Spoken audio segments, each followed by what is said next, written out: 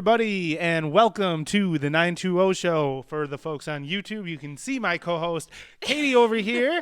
Welcome back, Katie. Hey. Thanks for mocking my intro. Always. Oh, jeez. Sometimes I just can't. It's like Ron iCarly. I love it. You guys missed the countdown. That's my favorite part. Should I put it in? No, don't do Okay. it. Don't do it. We're low on time. No. Yeah, all right. Katie is correct. We are low on time because we have... Iconic interview. Like, most interesting woman in Green Bay, maybe? Facts. Let me just, before I tell you who our today's guest is, let me just grab my notes here and tell you what we all talked about. We talked about the Children's Museum. Yep. We talked about her experience on the radio and love for country music. We talked about Barkin' Blue, a nonprofit that literally supports canine units when they ask for anything that they need financially. And if anybody knows Nick and I, you know we love them. Mm-hmm. We love dogs.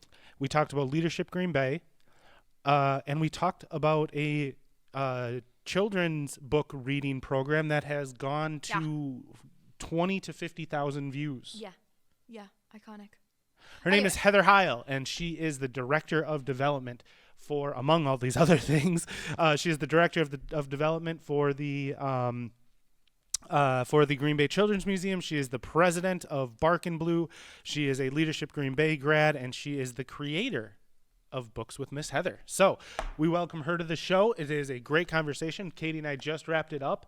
And I have to say, I think we'll have to have her back. Her energy is contagious. Yeah. Mm-hmm. And I think we'll have her back looking into the summer. But let's take a look back, a little rewind into what we did this past weekend, our adventures in and around Green Bay. And I know Katie had a few. Yeah. Are you kidding me? Okay, so what did I do Friday? Are you kidding me? Friday? What did I do Friday? I went to First and Bowl. Let's slow it down. Sorry, I'm just excited. I know you think there's a lot here. There's a Diet Coke that's kicking in. It's not Diet, Nick. Oh. It's full of sugar, actually. Full of sugar. Probably better for you than the fake stuff. I don't know. Okay, so Friday, we went to First and Bowl. Yeah.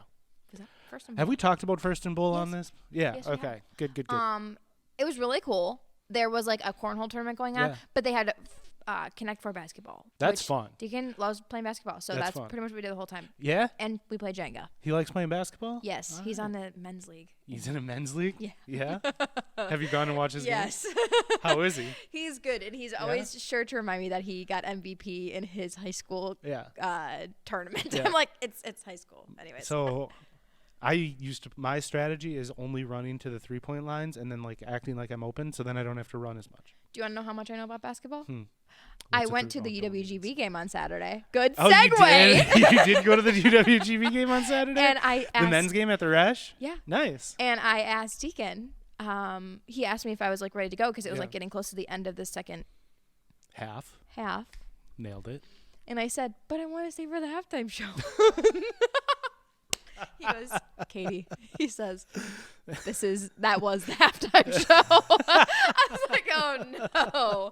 So anyways, that was fun. Yeah, exciting. the UWGB games are always fun. I know the men's team is going through it right now a little bit, but they'll bounce back. They'll bounce back. It was still a vibe though. What was the atmosphere like? I mean, it's a vibe. D1 sports. Yeah, at the Resch Center. There was like tons going on, and if you don't know me, you know you. Let me guess. You needed constant distraction and entertainment, or else you were going to just bury your head in your phone. I was watching. Yes, I was watching. No, I was watching the cheerleaders though because if you. Oh yeah, were you a cheerleader? Yes, I was. Were you a cheerleader? Yes, I was. Wow. Yes, I was. All right. I was watching you the do not cheerleaders give the whole cheerleader time. vibes. Are you kidding? No. Are you kidding me? You didn't last. I mean, cheerleaders Nick, then I was have a flyer. changed. I'm assuming that's the one that gets tossed way up in the air.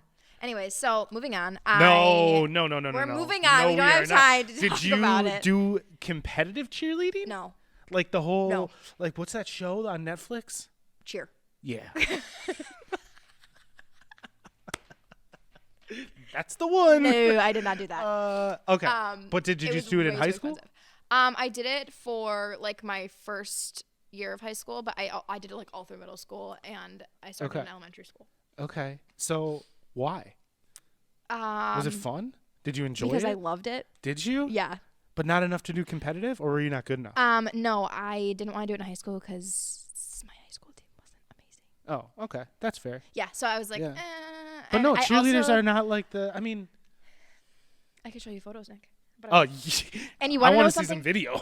all of my bases were triplets. I don't know what that The means. girls who held me up, Yeah. triplets. Like literal is triplets? Literal triplets. 3 of them, exactly the same. They looked identical, same height, Wow. same whatever, which is ideal when you're basing, so you're all the same height, holding a foot. Yeah, anyways. Okay. Anyways, Nick. No. All right. So how were the UWGB cheerleaders? So good. Were they good? Yeah, they were fun. They're also the Packer cheerleaders. I know. They were good. That's very cool. Yeah, it was really cool. Yeah. If you guys don't know, the Packer cheerleaders at games switch off between St. Norbert and UWGB. So when you see them out there, shout them out. Yeah. What else did you do? What else did I do? Oh, Saturday during the day. Oh, yeah. Yes. I went to the cafe crawl. So get this. Okay, I'm ready. Miss Becky Lynn is my mother. She knows well aware what my job is. And I'm volunteering at Voyagers. Mm-hmm. I was handing out the little chocolate chip espresso and rye cookies. Sounds absolutely delicious. Oh, yeah. I wanted to eat them the whole time. Wait. I didn't. Espresso. What was it? Can you say it again, Chocolate please? chip, espresso, and rye cookies. And they looked Those sound so good. I couldn't. Did you bring any to the office? No, I didn't. Katie. I brought crumble cookie on Friday. Don't at me. I went to crumble cookie on Friday, Nick. Oh, yeah. Shout out Crumble Cookie. They just opened. Yeah. Okay, anyways. Yeah. So back to Saturday. Yeah. So cafe crawl. My mom sends me a picture in the morning as I'm sitting at Voyager's Bakehouse volunteering Yeah. of the attic. I'm like, Did you know she was going to go to the cafe No. crawl? No idea? I'm like, why didn't you tell me? Yeah. Whatever. So at the end of it, she's like sending me all these pictures, and I just picture her like going around and taking these pictures. And she said there's like pictures of the people like serving the coffee. Yeah. So she had to ask them to be in the picture, like to take a picture. And I know for me that's a little bit difficult. So like the fact that my She's mom a different did that, generation. I love it. That is just the cutest Yeah. thing to me. I could just picture her. She said, I think we need to get Becky like a Discover Green Bay Yeah, badge. yeah, logo. Or Or, something. yeah, like a logo something shirt. to be like, yeah, something that's like, we appreciate your Yes. unsolicited volunteer efforts. yeah. Oh, and that's like the same thing George does. Yeah. Yes. It is the same thing, Georgia. Katie with the professional segues. I know. Yeah. I I know. love it. I I know. love it. I'm getting better. So we actually had a very fun weekend. As per usual, started out with a basketball tournament on Saturday, but this time last weekend they took second, and Katie, we were at West Pier High School from 8:30 until like 4:30. Yeah. It was a lot, but they won, so it was all good. Well, this as long as they won. This time they lost both games, so we didn't have to go. We didn't have any afternoon games, and one of our colleagues, as Katie so eloquently transitioned You're to, welcome. That was really good, wasn't it was a good one. Katie, I know you couldn't make it. You had other plans. Yeah. It was George's 40th birthday. Mm-hmm. Ashley planned the most ridiculous surprise party I have seen. I heard there was Ever. like 120 people there There had to be 100 and some people at there. Lambeau Field. There, George, 40th birthday. our colleague's husband, George, who does so much for Discover Green Bay. I think he does listen, so shout out, George. We appreciate you, and happy birthday, buddy. You're a real G. It was his birthday, his 40th birthday, and what? I said you're a real G, and then his name is George. Oh, I missed it. That was good. That was good. You'll appreciate that He will. too. He will. You will love that. All right. So she rented out. First of all, Katie's sister was involved. Yeah. So my sister was a part of the plan because if They work together. yeah, they We work won't together like say what they do or anything, but they work yeah, together. work-wise. And she invited him to like a work reception. Yeah. At Lambeau Field. Yep. And George is a massive Star Wars fan, so Ashley somehow got him out of the house to Topgolf or something like that. Took all of his Star Wars memorabilia, loaded it up in Robbed the it car, from his house. robbed it from his house, then brought it to Lambeau Field, got the entire party set up in their big lounge, ridiculously beautiful space that you can rent out. Like people rent it out for weddings. Yeah, and set it all up to be Star Wars themed. She had Star Wars themed food names. I've Movies. never seen this movie, so I have no idea what's happening. All I know is there's a galaxy. That's all Yeah. I know. And Lightsabers. Yoda. Yeah. She had a bright green Yoda drink that was like a rum spritzer thingy. If you know Ashley, you can totally see this. Every detail, every detail. Then his friend brings him to. Oh yeah, there they are, and they were wearing the helmets. Yeah. they were the friend brought him back home. Ashley runs out of the front door apparently and doesn't let him in the house because otherwise he would see all of his stuff was gone. It was incredible. I love that. Anyway, he came in completely surprised, had no idea, was shocked, floored. It was awesome. And I heard that he actually, I have the video, that when he walked in, he like hid behind the coat rack. Yeah. What's going He was like, on? he kind of like side skirted around. It was so funny. Yeah. He's not really sure what's going on there. Oh, it's so fun. But I have to say, like, what a venue for a party. Yeah. That was insane. Yeah. I mean, I've been to stuff at Lambeau before, but like. Did you know the background on that? No. So George wanted to get married in that room, but Ashley wanted to get married in a different room. And they played cornhole, and Ashley won cornhole, so they got married in the other room. So that's why she had his birthday in Really? there. No, Yeah. I didn't know that. Yeah. So she probably wanted to be up on the 4th floor. I have no idea. Yeah, I something would like that. assume. But yeah. oh my gosh, it was so much fun. It was you know, there's food, there's drinks, there was dancing, there was a DJ. And Nick met my sister. let me tell you guys, she is far cooler than Katie. Oh my word. Yeah. Are you kidding? Yeah, we could actually hold a conversation without my eyes almost falling out from rolling them. It was wonderful. Nick. It was nice to have an adult in the room. I is am all an I'm adult. saying. I am Really? an adult. I think you're on record on this show one time as being like, yeah, we have 2.5 adults. Because you were like, I'm only half. That's potential. That's valid. Yeah. But we have fun. It's fine. Yeah. No, your sister was great. She was wonderful to chat with, and her and Denise were there. So shout out because to Denise is my sister's best friend. And there's a whole thing. It's a thing. It's a whole thing. Don't It's a worry thing of a about thing. it. Yeah. Anyway, we have a very long conversation with Heather Heil of basically everything. Yeah. She is great to sit down with, great to find out what's all going on in her world. It's a cool conversation, and we hope you stick around for it. So that is on the other side. It's a little bit longer, which was why we're a bit abbreviated on this side. So we will see you on the other side of that interview for a very quick look into the weekend. Katie, anything else? No, that's all I got. All right, cool. We'll see you after the Heather conversation.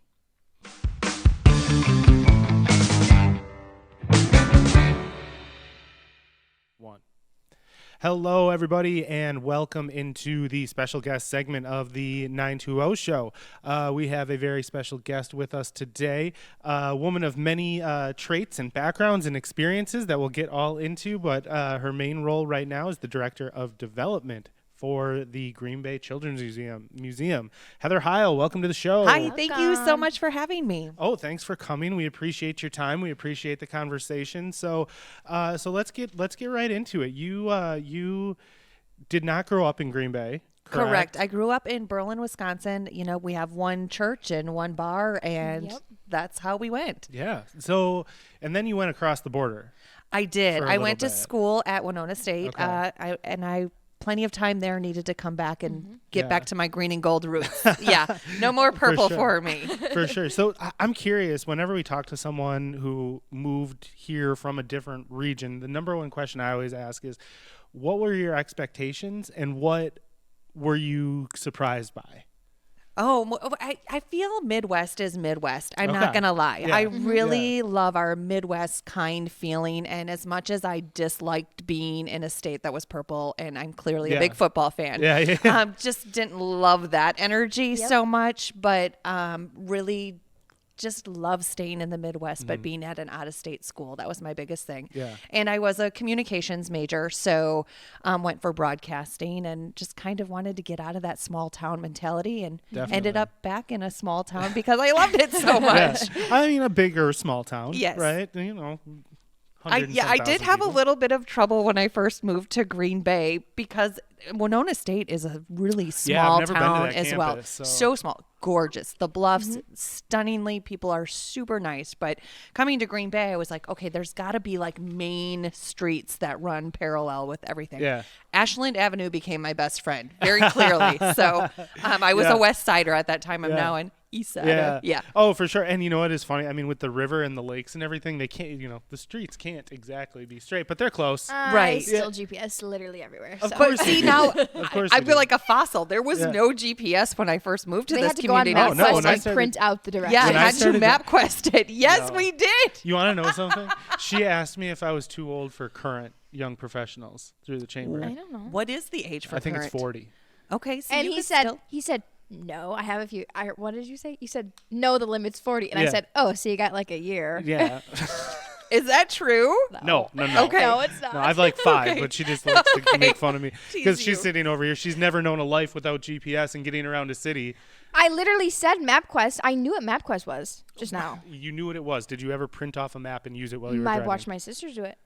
That doesn't count. Okay, no, that doesn't. That What doesn't year count. did you graduate? Just 18. 18. Okay.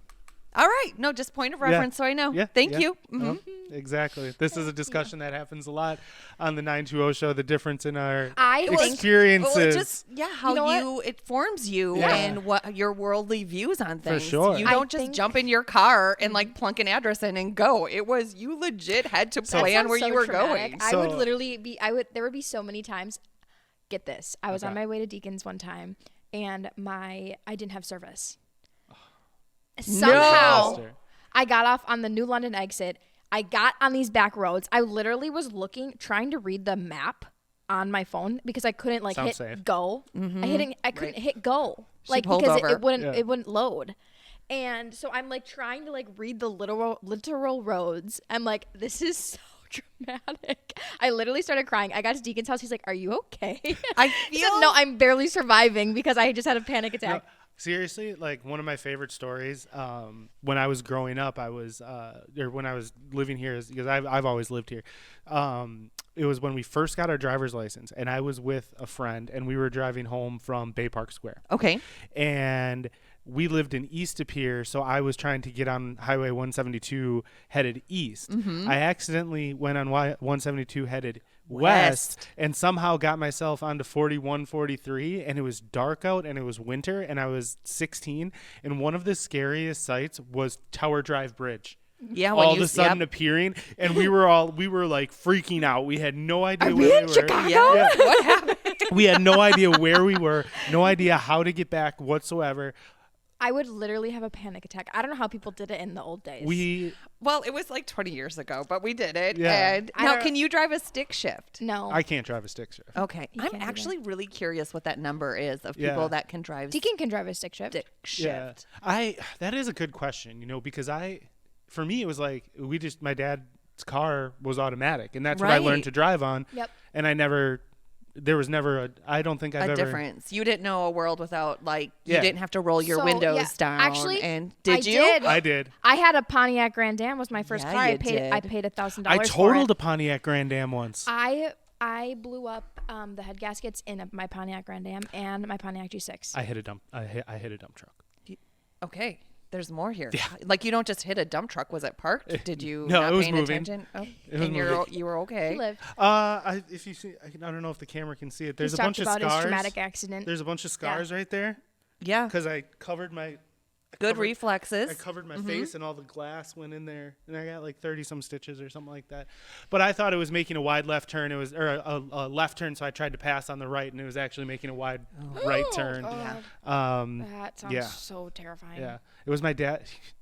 This car was the first car my dad had ever bought brand new. Oh no, even Nick. worse. This was in 2004, I believe. This happened 2005. Oh, and those were It was right like a about that time. it was like a Yeah. 90. No, it was like a 93.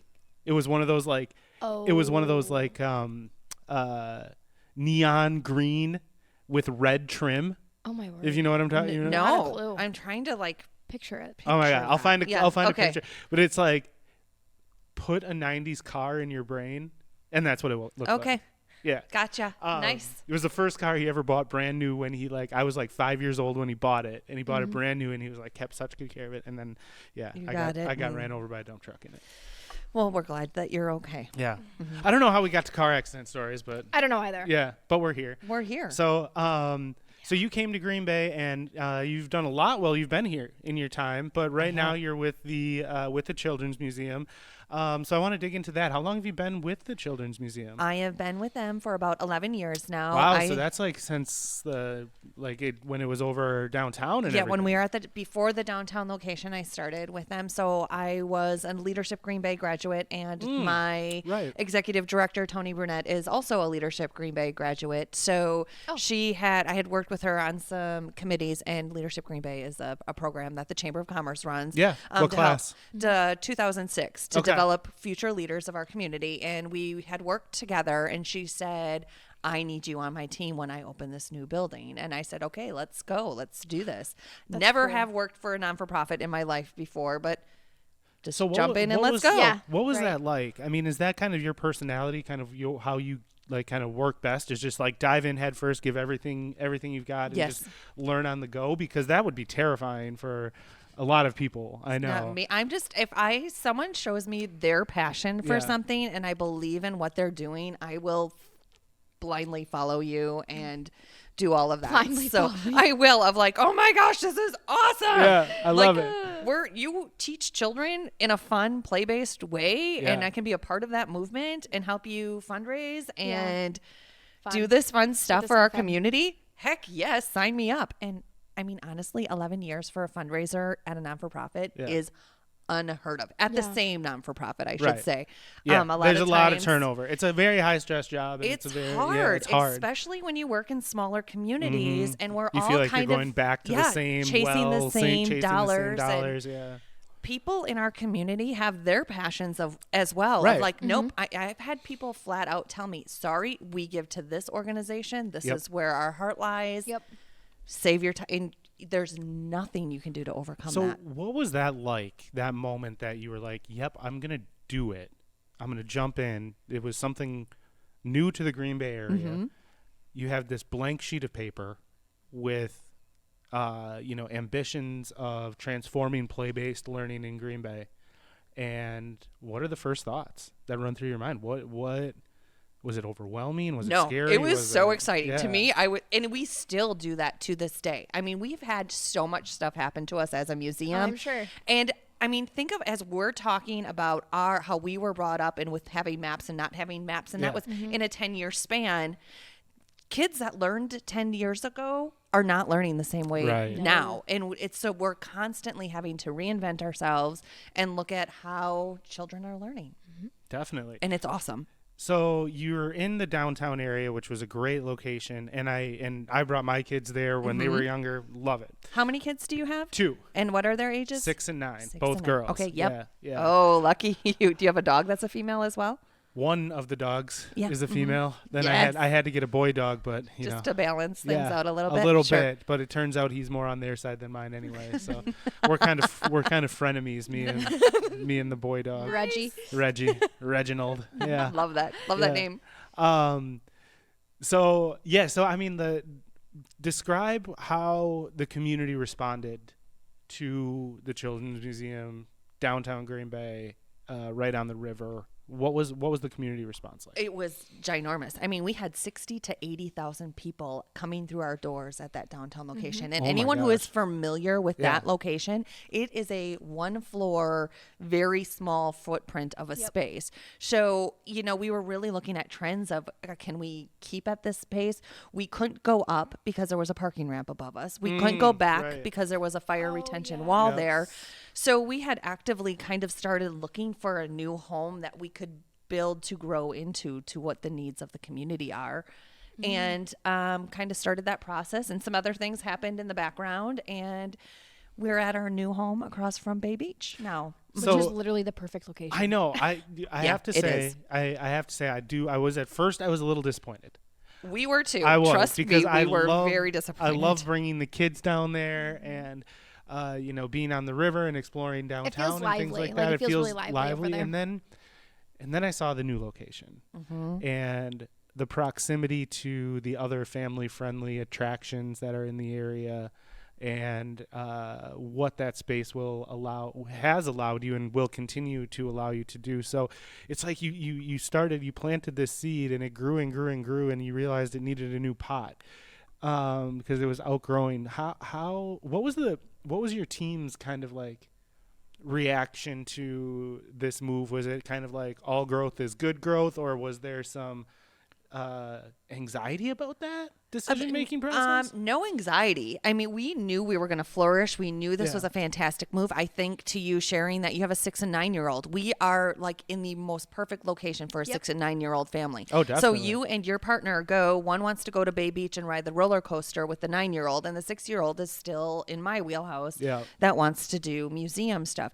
The museum currently is also looking at skewing older. Right now, we age out at about 10. Okay. So we're looking to go older into some more STEM-based coding camps we're starting and that kind of thing. So it blows my mind that we are teaching kids coding. Yeah. I wish I would have learned coding. And honestly, Nick, they show us stuff sometimes. So as I would imagine. We've done our first camps over this winter break, and these kids are so smart. Even when it comes to like the use of the technology, they're like, "Oh no, Miss Heather, you do it this way."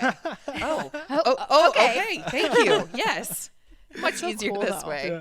I love that. So it was very exciting to be in this when we can grow in this space. We're looking to grow. Very sad that we left downtown, but we are very happy in this new space. And it's got a new tenant now, so that's it even does. more It's exciting. there's like a bowling. It's thing. like it's First and Bowl, right? It's a Yeah. football bowling I actually thing. went there this past weekend. And? It was really cool. It's Was fun. it a fun Yeah, place? Looked there's fun. like a Connect 4 basketball, and then it's like you throw a It football went and from knock down children's pins. play to adult play. Yeah. Perfect. It's like an adult Yeah, swim. it's Yeah. cool. I love it. Yeah, it's it's really great. neat. So we'll get back to some children's center or children's museum stuff. Maybe towards the end when we're telling people where to go, we can Sure. talk more about some programming and all that. But I want to dive in to Heather a little bit because there's a lot of There's a lot there, people. as I Strap mentioned, in. as I mentioned in the intro. There's a lot of chapters in your world and a lot of different passion projects. I know. Chapters. Chapters, right? Ayo. Yeah. One thing we were talking about pre-show that I want to dive into because it kind of is, I know, a passion area for both Katie and I when it comes to puppies Yes. and dogs and your work with them. You are the founder and president Yep. of a great organization called Barkin' Blue. So can you tell me a little bit about Barkin' Blue's mission and kind of what you do in that role? Sure. The Barkin' Blue is a 501c3 non-for-profit organization. So the government recognizes us. We're tax exempt. And we help aid any police departments that need help with their canine units. So we had found 11 years ago through working with the police department and other collaborations with the museum and such that these canines, I mean, anyone who owns a dog, take them to the vet one time and you're going to find out really fast that vet care for It's insane. animals can be, It's insane. It's Yes. crazy expensive. and you can't budget for those things. And it always is so unexpected and like you never, yeah. right. So that's the big picture with the police departments is if something were to happen to one of the canines that we would be able to step in and help them replace it. Like no questions asked moving forward, but smaller picture. These dogs are very specialized and a lot of times have very sensitive stomachs. So when they are brought into the police department, It's like Katie. yeah. Yeah. Brought into You're the canine department, they budget, and I'm just using this number. This is not the number, but they budget $20, let's say, a month Right. for Fido to eat. And there's no dog named Fido either. So Fido is eating $20 a month. Well, he has a dietary restriction and now needs $80 a month food because he's not acclimating to the $20 food. So we step in and we help offset that cost for the departments when it comes to food or anything of that nature that we can help them with. So when did you start this organization? What inspired it? I'm just so curious about the whole process. Nick, I'm going to tell you, I am a call to action girl. So Sounds like it. 11 years ago, a police dog was hurt in a line of duty in Fond du Lac. I needed to do something. I called the department. They had so much support from their community. They just basically said, we're good. Thank you, but no. At the time, I had gone through the Leadership Green Bay program with Chief Arts at that time. and called him and asked him for a meeting. The chief was in your leadership Green Bay class. Chief Arts. Okay. Jim Arts was in my class, and he came in and he said, Heather, I'm going to be honest with you. I'm not really sure. He was such a great leader for this community. I mean, he really was. He said, I'm not really sure the ins and outs of that department. I let my leaders lead. But I can get you in touch with the leader of that department. So we went in and I met my first K9 on Neo, and Neo is no longer with us, but Neo was so awesome.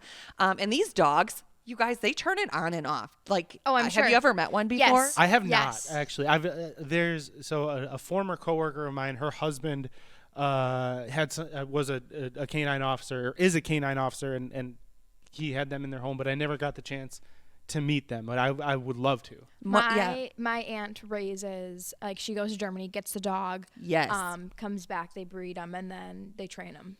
Right. So it's wild how they go from pets to working within. They snap of the fingers. A lot of the canine partners will come home with the officers at night. Well, they all come home with the officers at night.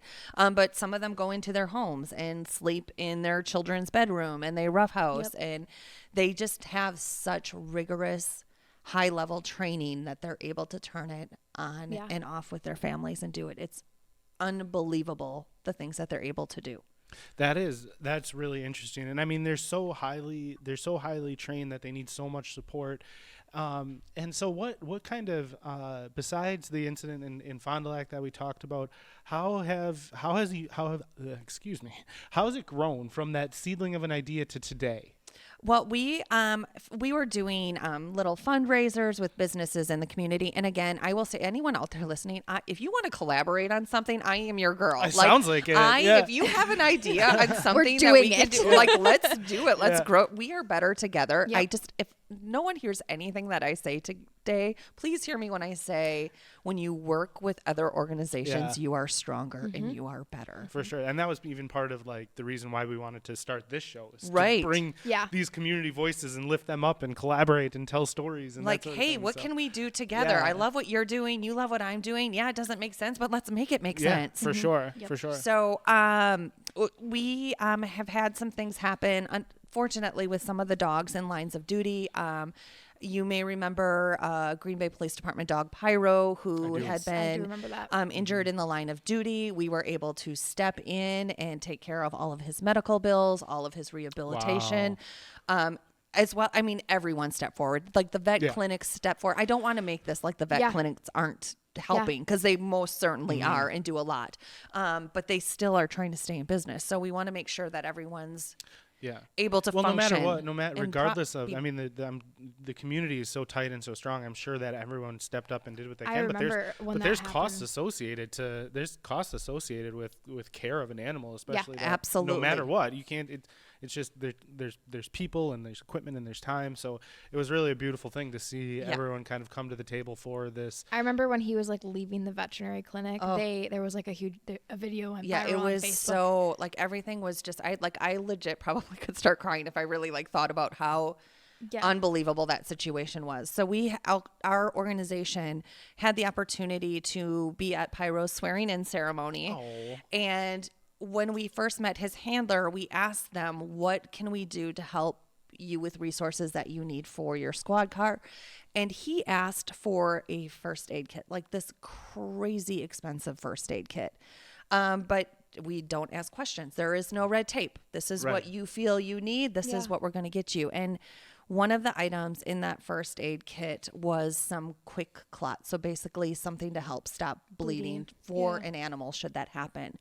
So when this happened to Pyro, that was the first line of defense, that they were able to grab that first aid kit that we had given them to help be in that first step to save that dog's life. Now, clearly there were medical professionals and all of that fun stuff. Right. But since then, we have been able to, all of Brown County's squad cars and ambulances, we've worked with the fire departments as well, have these kits within them. We also pay for training to actually learn how to do CPR on a dog. If a dog is in the field and has an injury, of how to take care of these resources. It is crazy, crazy cool, the stuff that we're able to do with these departments. You mentioned pre-show about the alarms that you equip the cop cars with. Yep. Oh yeah, I Yeah. forgot about Nice. So that was one of the first purchases that we made. So there have been incidences across the country where dogs have been left in hot vehicles and have not had great outcomes. We are able to purchase systems for their squad cars that alarms the officer if the dog is in distress and automatically rolls down the windows and lets the officer know that, hey, your dog is in trouble. You're going to want to go check on him. Yeah, that's so cool. I love that part of it. Yeah. So it's just all of that really warm, fuzzy stuff with these guys. And if you really think about it, so we also help spend the money on training so everyone goes home safe at the end of the day. And I mean everyone, even the bad guy. If you think about it, this is the only deployment tool our police officers have that is retractable. Wow. I want you to really think about that statement. That's- So there is a bad guy and they deploy the dog Yeah. to the bad guy and the bad guy says, I give up. They can say, stand down, stand still, whatever the command is, and the dog will stop. Yep. I've never thought about it that way. I know. It is the only tool they have that is retractable. And that is the most valuable thing. That you I can agree. say. So, yay! Yeah. I love that. Barkandblue.org. Yeah, I was just gonna say that is I'm a little bit speechless, which is rare for me. But yeah, that is All the quite feels. that All is the quite feels. the way to Think about it. think about that. Right. Yeah, it's it's definitely an important thing for our community, and we're lucky to have it. So how can they? Someone hears this and they're like, "Wow, I've never thought about a canine unit, canine officer that way." How do they support you guys? They can go to our website, which is barkandblue.org, or find us on Instagram or Facebook. And I apologize, it is me running those, so I don't have all the time in the world. But I would say not, because I have like 3 or 4 more Yeah, things there's No, like I another to like touch here half on my page of list. things you do. So if you add, like, how many Instagram pages do you run? 7.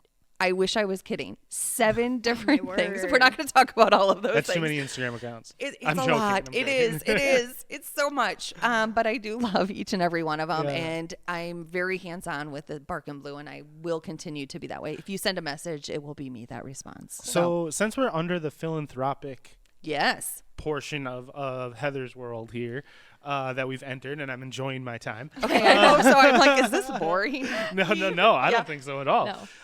You mentioned Leadership Green Bay really quickly. I just wanted to ask, because I'm a Leadership Green Bay grad too. I'm sure Katie will be eventually You have to at do some this point. program. Well, we can talk about that whenever there's time, because it is a time commitment. So what did you love about Leadership Green Bay? Why was 2017 the best class ever? It was not. 2006 was the best class my ever, but word. it's a thing. Yeah, It's a thing. It's a thing. You'll get it. You'll get it. Inside joke. You'll be inside. Every Shortly. class is the best class ever Yeah. because it's emerging leaders coming out and just New. yes. So when the Glenn will tell you when at your introduction and your retreat on the first weekend that Oh my when word, somebody that sounds so intense. when somebody Oh my gosh, asks it's you, so fun. when you It's so talk fun. about Leadership Green Bay you have a fellow graduate, you say which class are you, and you have to respond 2006, the best Best class ever. Oh my And then, word. Like, so it's a Yeah. Leadership Green Bay is a 8-week or 8 Oh month no, 8 months. Yeah. 8-month program where you go through with 39 other emerging new community leaders and you learn about your community. Honestly, for me, it was life changing. It was like one of the first things that I did to start this journey, and it just opened my eyes to things in this community. That this community is great, but it could be better. Yeah. It could 100% be better. So they put you in situations that aren't necessarily comfortable, and such as and it changes every year. Yeah. Our class, they dropped us on Human Services Day. We met at the bus station. We were given tokens Yeah, for we the had bus. to do the same exercise. And they said, okay, here's your schedule for the day. Figure it out. Yep. And so you had a certain amount of income you had to get from one place to another to pay your bills. Gives me stress. I Yeah. would literally have heart palpitations. I know. It was- See, no, no, like it map, was. like you have to figure It this was schedules. it was very stressful, and it really was like, I am very, very lucky to come from, a very supportive and financially stable family. And Yes. there's things that you just don't think about. Well, yeah. And it it kind of opens your eyes, for me in particular, to the privileges that I've had, the gratefulness that I have for the things in my life, and then the empathy to be able to put myself in someone else's shoes and really kind of look at what they're going through. Because there's so many levels of everyone's everyday life that you just don't think about, and it opens your eyes to those things. 100%. You said that beautifully. And I mean, coming from my background, a small town, a farm community, everyone had a car. You got 16, you turned 16 and you got a car. Yeah, exactly. That is not That's the not case. the reality. Everywhere. And it was out of necessity where I was that's how that happened. And again, I came from a different financial background.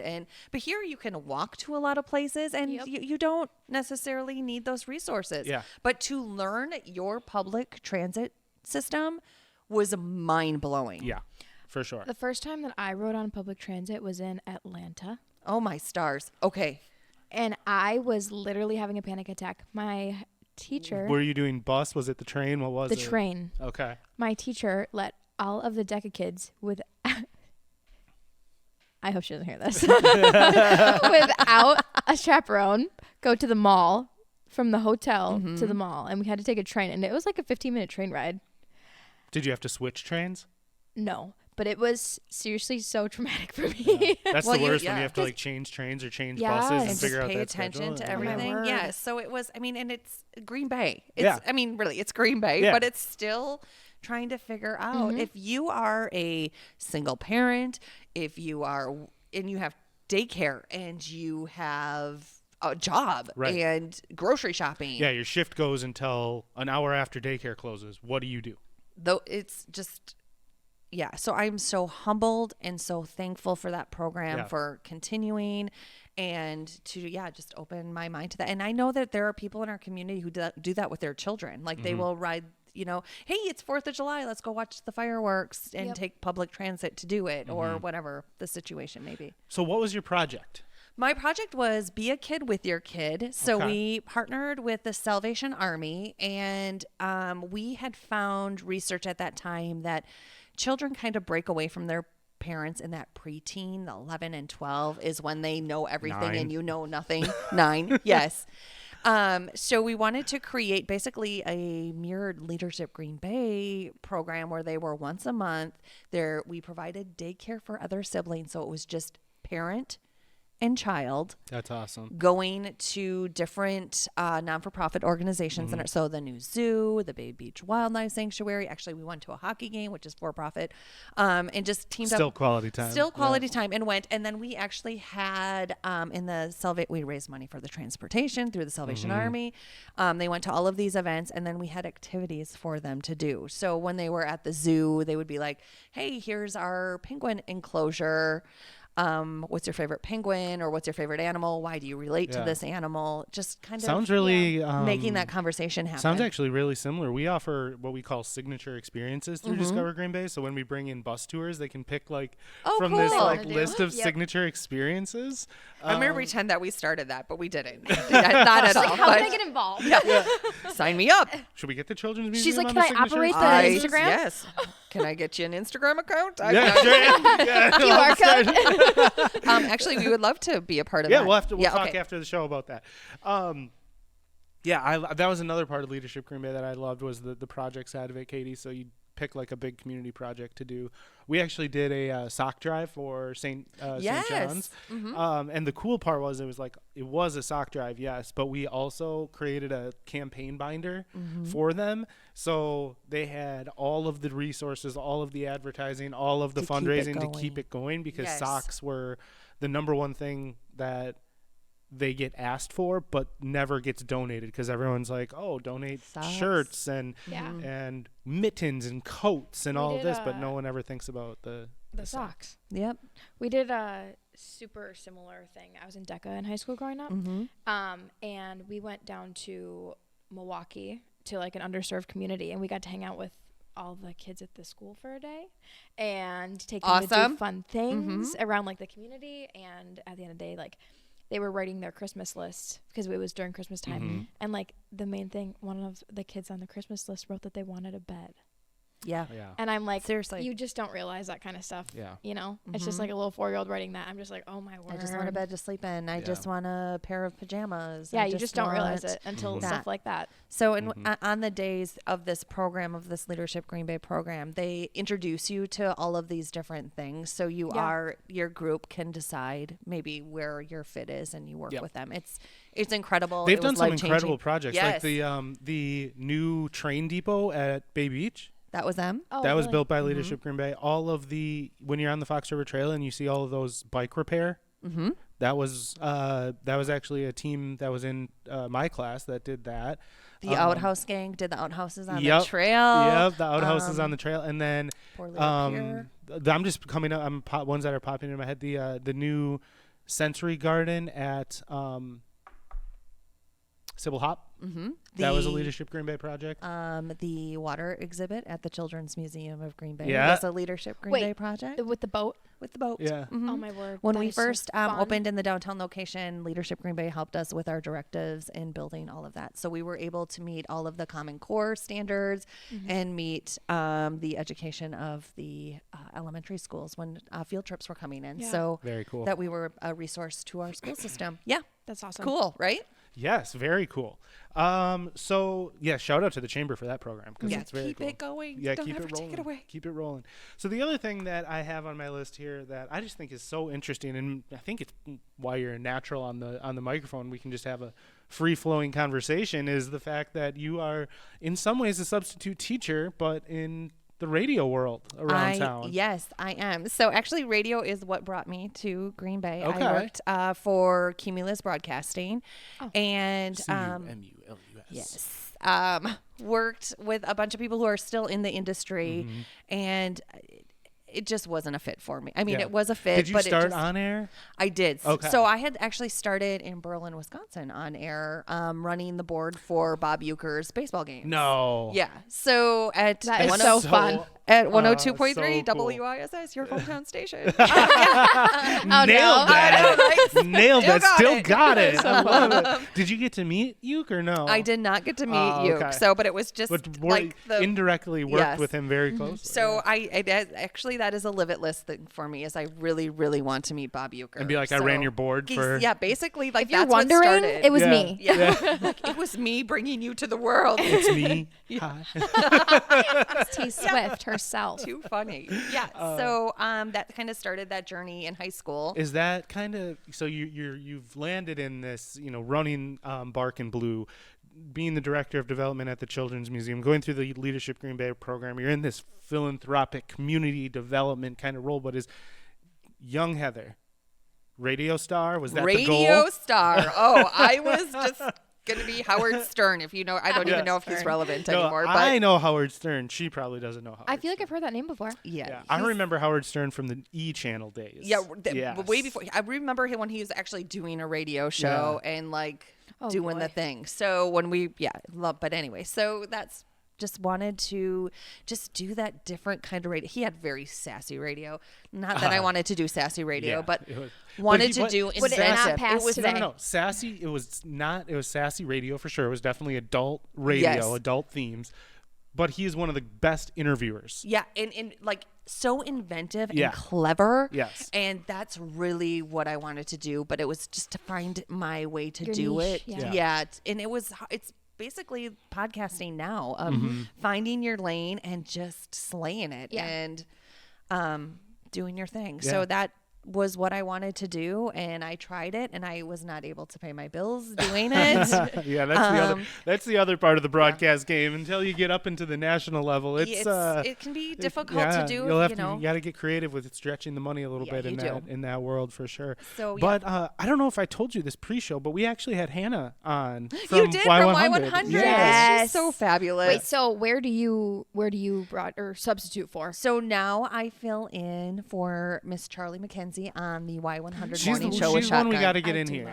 Oh my gosh, we got to get Charlie in here. She's a pistol. Yeah. I hear her on the radio in the morning. I'm like, this girl. Yeah. It was funny because the connection there. I went to high school with Hannah. Oh, okay, perfect. DPHS class of 06. What up? Nice. I can't with you. Why? What did I do now? You're just so millennial. Okay. Anyway. Thank you. Anyway. I appreciate that.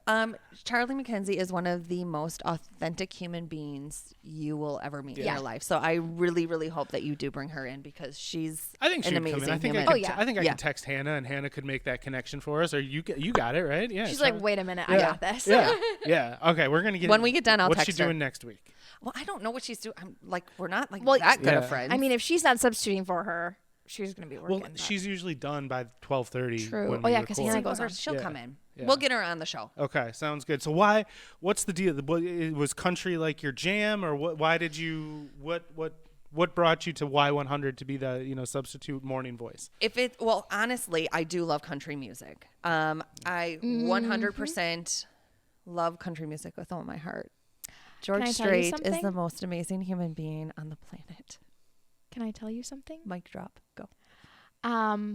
So I don't know when this was. We were talking about like concerts we would love to see. Because we have those conversations. Like, what if we could get this guy to Green Bay? Yeah, like if we could bring him in, right? Yeah. So we were like in our team's chat, and George Strait got brought up Of course he did. because he's the man, the myth. The king. Nick responds. What is this blank stare? Nick responds in the team chat and says, "Who's George Strait?" Heather might, And when I tell she you- might either pass out or punch me in the throat. I don't know what's happening. I promise I will always use my words. But When I tell you, Nick literally got bullied No. by the entire. Okay, can I defend? Team- Can I defend myself? I don't want to after- bully you. I'm just I help me will- understand. I will. I will help you understand. Once they started naming the songs. No. challenge. Okay. After I Googled the songs. Yeah, that after they, he Googled it. He had to Google it. After I Googled the songs that they sent, and I was like, oh, okay, that's this guy. I recognize him now. Mm-hmm. Mid. I don't know. Mid. Yeah. It was. I can't even. Okay, so he was very influential in 61 number one hits. That's a lot. The way she knows that. One. That's the a way lot. she knows Okay, that. I'm not joking. This is no joke. That's Like a I lot. think That's a Kenny lot. Chesney. Do you know who that is? Yeah. Has, like, 'cause he was like really 26. he was like really popular when I was Who in is high it? school. Like when the song. Yeah, well, you know. No, Like, yeah. you don't know? When- Was he the big green tractor guy? No. Oh. But he does have a tractor song about it He being played at sexy. Lambeau. He did. The I know- sandy. Yeah, and I the did sand not, in Lambeau. I Remember? definitely did not go to that. But do you remember what I'm talking I about? do. I It was a do. big No, deal. I feel like if I didn't he do a song about football? Yeah, well, he does a lot of songs. Kenny Chesney does. I don't know. Yeah. Okay. Anyway, so George Strait is the greatest. We know that. Yeah, Kenny for Chesney's sure. song. Country is great. Nick didn't know who but- Luke Combs was when he came to the Rush. Okay, so now that's new music. So I was telling I'm getting there. I liked so Luke Combs came and I was enlightened to his music. yes, I had not heard of him before. When was that? September? yes, in September, Yeah, right? September. Kickoff weekend for the. Yeah, Yep. because there was so much going on that weekend. That weekend Yeah, that was Our podcast crazy. was full that Yeah, weekend. that was. We were. I think lot. we were at like an hour and a half episode. Yeah. because well, we were, easily. Yep. Yeah, we were trying to go through. Well, Train was in town. Yep. Luke Combs was in town. The and now there we Packers- go. Now we're talking Train. That's the type of music that I. Yes. He's getting fired So, up. I know. I'm like, okay. I feel like I need a black and white referee shirt on right now. There's the whistle. Okay. Yeah. Okay. So I kind of dig Luke Combs. Yeah, you do. That's a vibe. He is so real See, and authentic. I feel like and- I'm rubbing off on Nick a little bit. No. Oh, so good. you're I welcome. hope so. Oh. I'm growing. You're growing. Okay. Yeah. Growth. I'm open. So when I was growing up, I never country music, country radio Well, was never on in the car. Was never anywhere. you grew up in De Pere. Yeah. Mhm, So correct. it wasn't like a lot of people So- in our communities grow up on farms. Here's the other thing. I don't understand how Rural. country music is big in Wisconsin. I don't understand it. Like it doesn't compute in my brain. Did you just hear what I said? I did, but can't it's southern literally people. stand It's you southern, sometimes. like Nick. they're Alabama and Nick. Texas and cowboys. Like, what is come Wisconsin? on. Wisconsin's literally I know all it's farms. What do they farms, sing but- about? Farms, beer, women. Back roads, love. I'm assuming literally all you of have children. You Wisconsin. have a significant other I do. I have that a wife. you Yes. love. Did As you ever she's- have as your she's heart known broken? on this show, Wife Katie, because there's there's co-host wife, Katie and wife. Yep, that makes sense. Yeah. So in high school, did you have your heart broken? Like chilling on a dirt road, you know? Ooh, that was that was bars, You Katie. know, I'm Where like, did that come from? That's what you did in high school. You can't tell me you never were in a cornfield literally dying from alcohol poisoning. Don't even. Yeah, I may have had a bit too much blue UV in a field at Yeah. one point. Exactly. But- That's a country song right there. Yeah, but it Okay. is okay. Yeah. But it's country music that's played out there, and that's what country music is about, and those experiences. You want to know what I did and- on my prom night? We I don't think I we had a I don't think I pallet do. bonfire. I don't think I do. Okay. A we're pallet good. bonfire. Okay. That's Wisconsin. Yeah. And it was massive. And all the people who sing country music are not from Wisconsin. Well, they don't have to be from I think that's not Wisconsin. true. I don't think there's any Midwest. They're all from like Tennessee and Alabama They're and literally Georgia and Texas.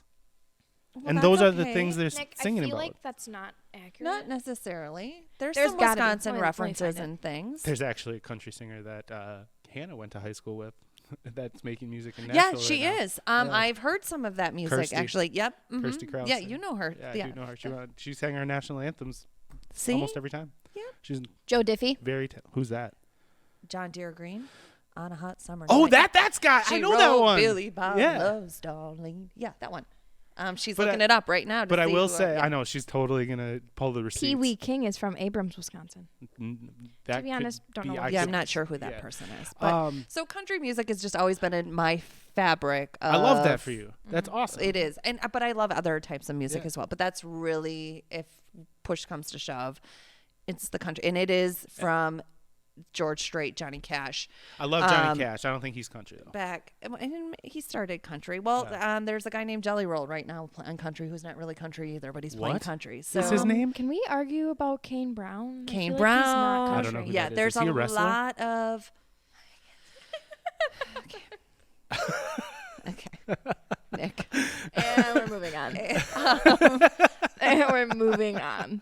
So I I'm done. absolutely love the music, and it kind of it's ebbs Yeah. and flows. I really am into Eric Church right now. I love that man. And I was jamming to Morgan Wallen in the Yeah. car on the way here. That was one of our first viral TikToks. When, That was, when and Nick that, had no idea who he was. So I was so pulling- Morgan Wallen. No, Eric Church. Oh yeah. You're right. I didn't. I learned. Again, growth, and that's one other thing that country music fans they honestly- always come at me when I don't like country and like. Can say you're welcome for that.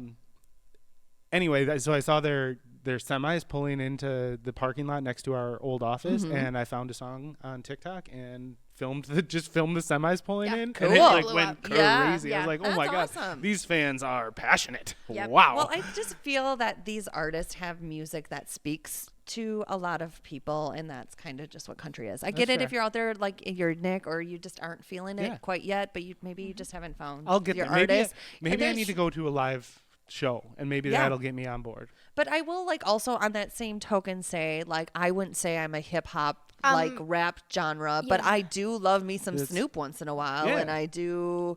Yeah, I don't know if I mean, you got to go to a good concert because I went to Yeah. a Five Finger Death Punch concert and I Oh, still was not on board awesome. with them.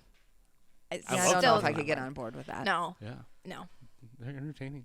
Okay. What? I got dragged to a Marilyn Manson concert once. How was sounds that? scary. So fun, you guys. It was I don't know. wild. Oh, could you It was at- understand it what was they were at saying Rockfest. and what they were doing? No, but it was just a vibe. Have you ever been to Country USA? Fun fact: I was at the very first Country USA. Really? I worked for They a don't- radio station. Do they do it anymore? They don't do Nope. it anymore. No. Oh, that's too bad. No, so Marilyn Manson was at Rockfest last summer, and there was a thunderstorm rolling in, and he was like, they were like jamming on the guitar, and there was like lightning in the background, and it was wild. I don't like that. It was wild.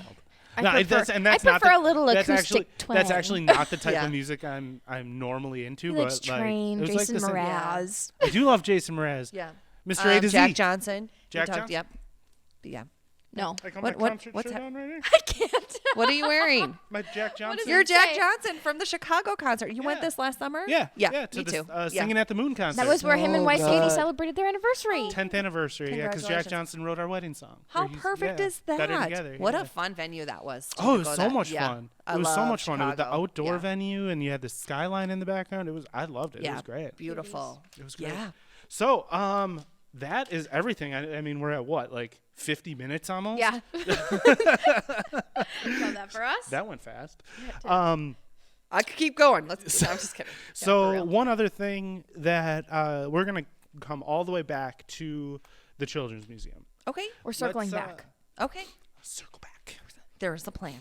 Wanted to talk about, this is something that we ask a lot of guests about, especially since we're, coming hopefully out of COVID and all of the things that went along with it.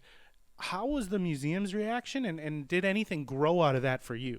Absolutely. So when the pandemic had happened for us, we had to close our doors. We are a hands-on learning facility that children learn through that play. Yeah. So when they closed the doors, our board of directors basically said to our management team, tell us why we're going to continue to keep you on the payroll. Like, help us. That's scary. Help and I know us a lot of people out there went through that. Yeah. Not only like make this museum survive, and almost every non-for-profit did this. It's not woe us. It's just that was the reality of where we were in 2020. So I have always loved reading. It has always been a passion of mine, and I had a couple of my favorite childhood books lying around at my house and said I will start a Facebook Live story time. And all of our team members did do something, and it turned out awesome for all of us. But my pet project was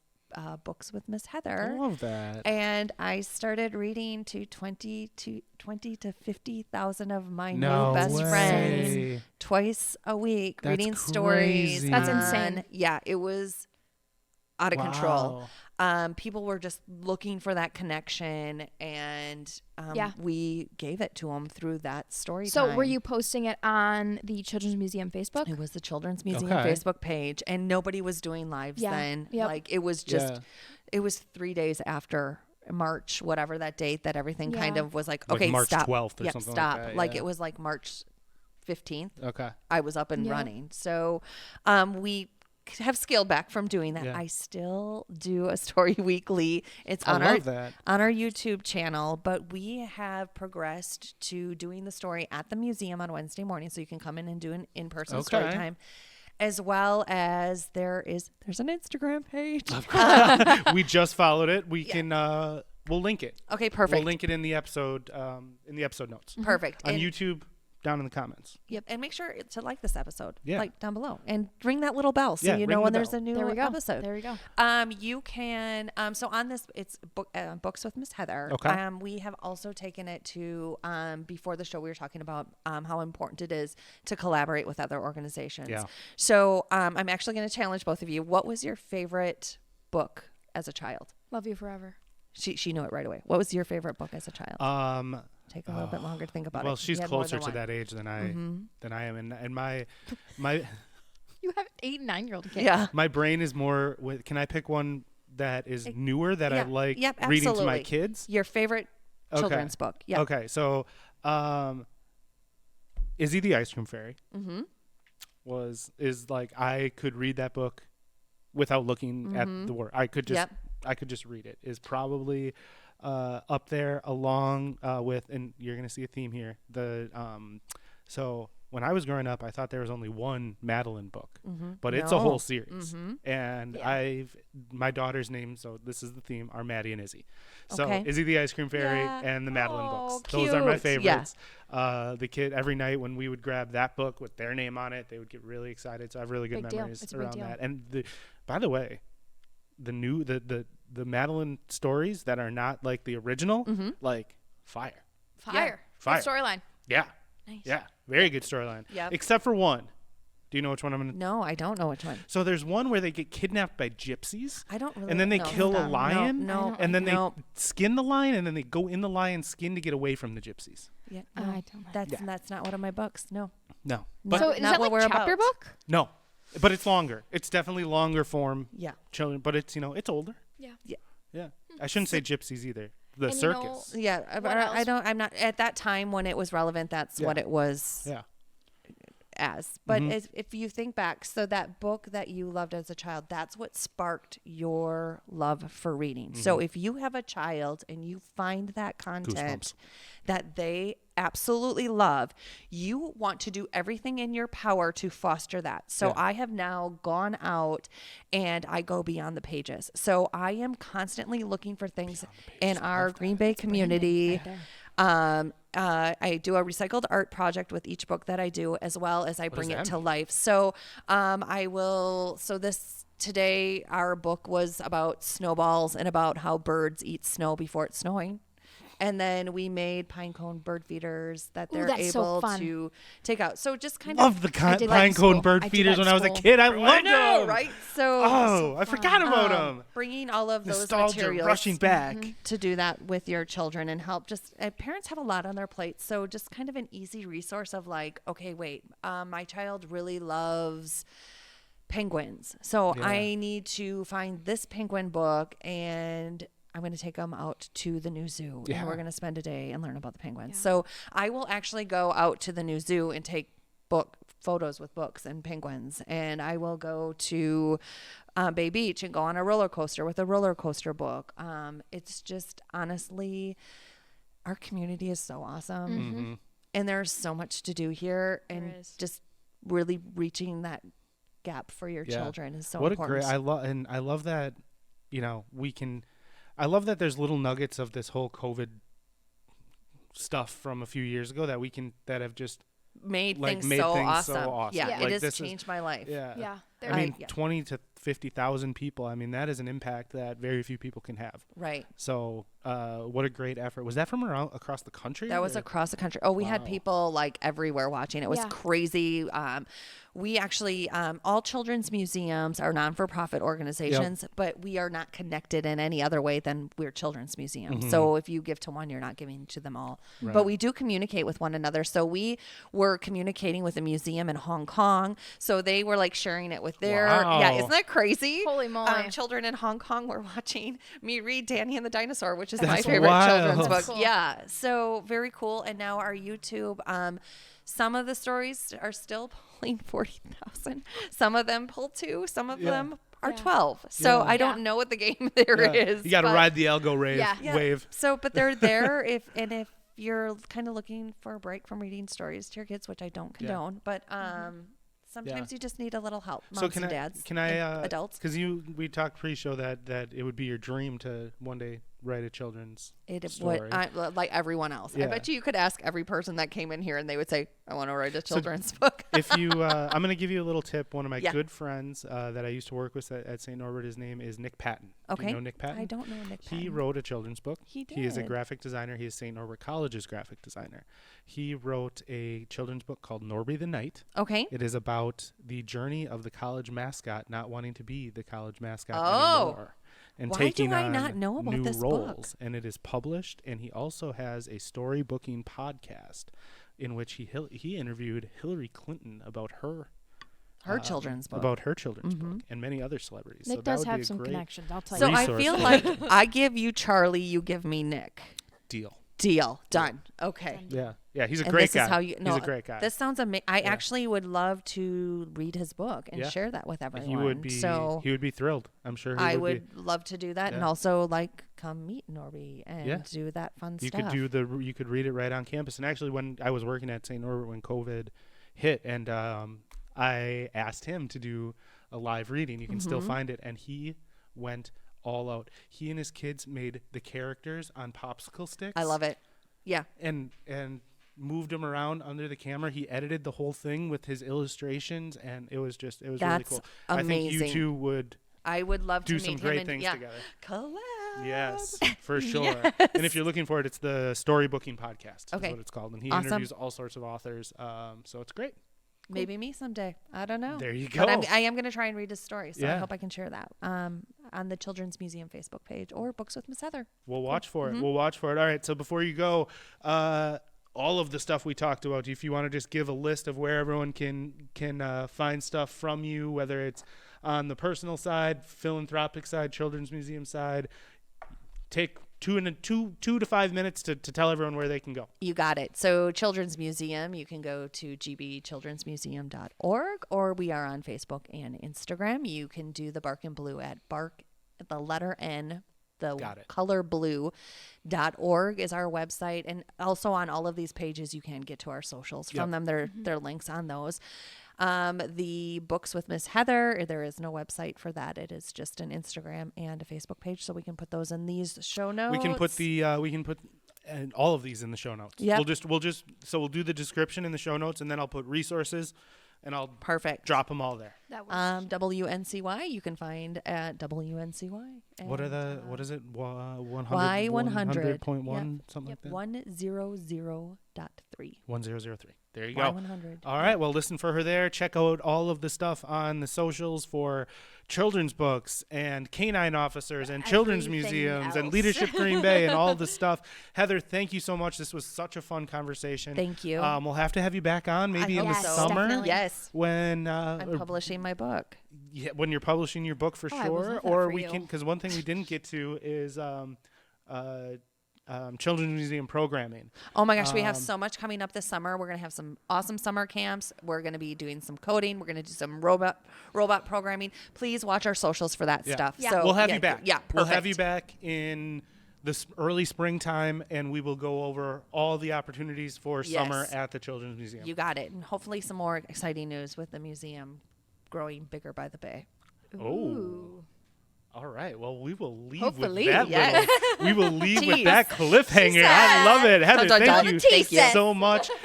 Katie and I will see you all on the other side for a look at the events calendar for this upcoming weekend. Thanks again. Thanks. Thank you.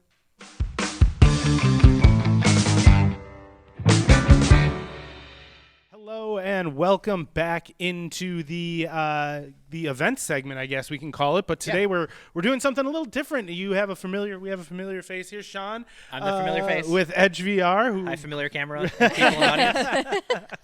With Edge VR, who graciously makes us look good. Yep. So we appreciate that as always. But there's some exciting news coming out of the Edge VR side of things, with none other than Titletown. Mm-hmm. Yeah, so we have coming up our season 2 of Titletown Esports featuring Rocket League, powered by Edge VR Arcade and Gamers Lounge. I can add that on because we've officially partnered with Titletown Esports. And That's my phone is ringing, awesome. so we're gonna mute that. That's okay. That's okay. That's okay. That's gonna stay in because that's life. Because I'm not. Life's gonna life. And also because I'm not great at editing, and I don't know how I can mix. So what's important to know about that? So if you are if you enjoy Rocket League, or you have a team, or you know someone that does, let them know, because it's a free circuit to join, and it starts February 8th. Okay. And it's going to be nightly play every week, so that Wednesday starting at Wednesdays? 7. Okay. And then like I said, it's a 24-team cap. We already have some teams, but so hurry if you're going to sign up. Yep. If you're interested, you want to make sure you sign up, especially it being free admission. And then there's not only is it the league, but then there's something in April too, correct? The playoff. Yep. Can you tell me about that? Exactly. So it'll be 8 weeks, 8 weeks of play. So 7 weeks of regulation, and then that last week is going to be, there's 2 divisions, a minor and a major. Okay. So only the majors televised, not televised. Streamed? It's going to be streamed live on Facebook, on Titletown's Facebook. And then on April, we will have the playoffs of the top 6 teams of the major bracket in person live at Titletown Tech. So where is this being played? Where is it? So it's virtual. It's going to be virtual. So anyone from it's anywhere can on PC, Switch, Xbox, PlayStation. Rocket League is available. You got to remember, man. I'm used to like the original Xbox plug-in 4 controllers. I had a DS. For sure. I mean, you can still do it. You can still do local 4-player with Rocket League, which is a lot of fun. I love that. So, So there's the 24 teams, 2 leagues. Is it 24 teams in each? So 24 bracket? teams total, Okay, and then there'll be a split. So if you're not like an amazing player, there's still room for you, because we'll be able to put you in the minor bracket, so you'll be able to compete with people that are closer to your rank. Okay. So a lot more enjoyable. And then the cool thing is that on the March 29th, before the full day event on April 1st, if you're in the minor bracket and you place first and second, you have a chance. We're calling it the spoiler bracket. So that's going to be the playoffs between first and second place of the minor against fifth and sixth place of the major. So they could get kicked out, and as a minor player. It's like Premier League. Oh my gosh, I'm where they get kicked down to the lower leagues. Oh yeah. So it's like so that gives the minors a chance to the minor relegation players. Sorry, there you go. Relegation. I'm not familiar with that term, so I believe. No, it is. Yeah, it's the same thing. So the top two minor players play the top two majors with the opportunity, or the bottom two with the opportunity to be in that bracket to get into the playoffs. Yeah, and then they have that chance to get into the live event and then be broadcast live. Explain the teams thing to me. Because I'm used to video. Like, how do you team up? So it's mainly online. Of course, you can do some local, but this is going to be 3 versus 3, so you need a team of 3, and we highly suggest that you have a 4th player as a substitute, right? Even if they're not your level. Yeah. But because life happens, and you don't want to have to end up forfeiting because you can't make your match. So it's 3v3, and you're able to usually queue based on a ranking system that the game has with people that are similarly skilled as you. Okay. Should we get a Discover Green Bay team going, Katie? Oh my word. That would be amazing. Wouldn't that be fun? Yeah. We could. Cameron, Joel, Brad. No, you need to be included because I need to hear your commentary. I'll train you. I'll help you get up. I need to hear Katie's commentary on like how she is struggling on the struggle bus with the video game. It would be hilarious. That would be Yeah, she'd be a total rager. She'd quit, be throwing the controller halfway across the room. I would love that. Yes, for sure. Smashes tables, rips TVs off the wall. Jeez Louise. All right, Sean. You can sign up if you can find the event on Titletown's Facebook, but you can also find it on their website underneath their event calendar. Cool. If you just use the filter for the date, February 8th, you will find it there for the registration link and everything there. And because that is a longer link, just like the stuff that we just talked about with Heather, I will drop that in the episode notes on the podcast and in the YouTube description on the YouTube channel. Yeah, and if you have any trouble with that, just reach out to either Titletown's social media or to Edge of the Arcade's social media. For sure. Yeah. Very exciting announcement. Very cool to be officially partnered with Titletown. That's a big step for you guys, I know. So congratulations. Yeah, so we're going to be doing a summer. So we're planning on doing every winter and summer. Winter and nice. Summer. I didn't realize there was 2 seasons. So then season 3 would be in the summer, and then we're planning season 4 in winter. Again, of 20 winter 23. If for some reason you're not able to make this one, there'll be some other chances to be able to get in. Love that. That is really awesome. So, like I said, we will drop the registration link in the description. Anything else going on at HVR that they need to know about? Our summer camp registrations are coming up pretty soon, February 1st. So we have a VR summer camp. We also have a game maker camp, which we did last year. But starting this year, we're going to be doing a new filmmaker camp as part of our Creative Edge Productions here. Can I come? I was going to say. Sure, yeah.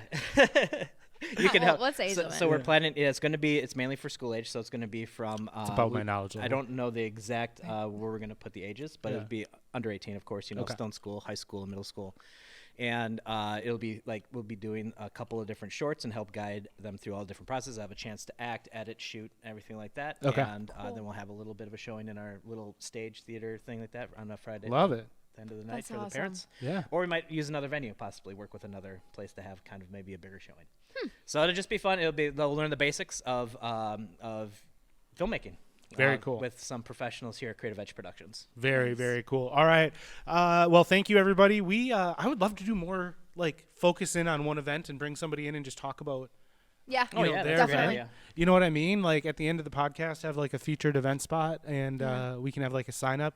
Watch out for that, people. Yeah. It's a good way to get, because you might not necessarily be interested by looking at it on an event calendar, but then when someone talks about it, it's like, that sounds nice. Yeah, definitely. And there's got to balance. We got to maybe have to find a way to get the rest of the event list in, but I like this idea of featuring one and bringing someone in. You can always do the live option that I talked about before that I'm trying to get you guys to do. Yeah, we will be doing that. I have to get through this. I have to get through We'll get there. The annual plan presentations, and then I'm ready to kick very busy, the year off. Yeah. Yep. For sure.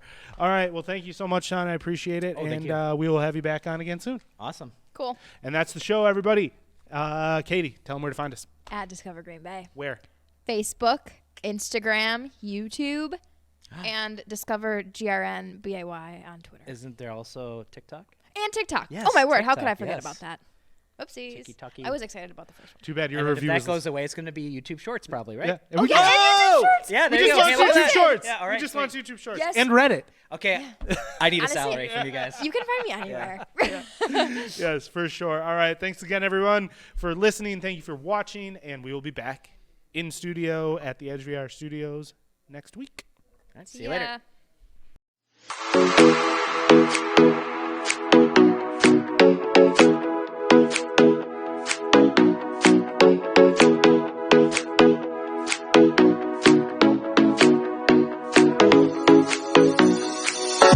We'll be right back.